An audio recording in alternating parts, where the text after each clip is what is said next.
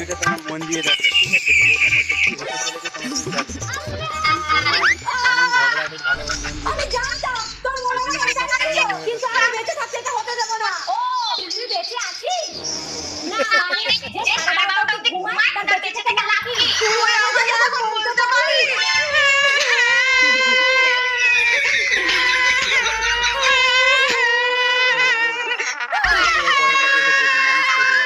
কি কাঁদছো কেন?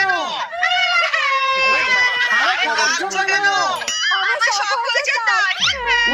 কত মানুষের কত রকম শখ থাকে। তুমি বেঁচে থাকতে বৌমনিকে কিছু না বলছো তাহলে তুমি যখন বলছো তখন নিশ্চয়ই বলবো।